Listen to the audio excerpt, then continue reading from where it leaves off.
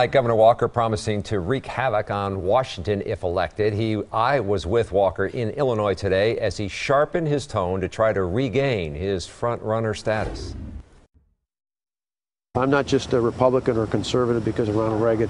I'm an optimist. Scott Walker at Eureka College, President Reagan's alma mater, hoping voters are still optimistic about his campaign. Walker suggested he's not worried about the polls. He says, remember the recall? Heck, I was so far down in the polls in the spring of 2011, Time magazine called me Dead Man Walker. Walker often compares his battles with the public unions to Reagan's firing of striking air traffic controllers. I'm not going to back down from Washington.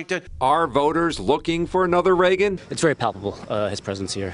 Eureka professor David Eisenberg says 1980 is not 2016, but the country's lack of confidence could be an issue. And it does sort of invite someone to, build on that Reagan legacy of exuding confidence and reinstating this sort of sense of optimism in America. As Walker leans on Reagan to try to reboot his struggling campaign, he's also trying to remind voters that he's a tested politician, ready to take on Washington with a new line, wreaking havoc. Talk is cheap. We need action. For Walker, that means repealing Obamacare and taking on the federal unions. We've got a plan to wreak havoc on Washington, and our plan starts on day one. Now, tonight, the Wisconsin Democratic Party chair says Walker's policies have, quote, failed to create jobs and economic opportunity. His plan to wreak havoc on America would surely have the same disastrous results.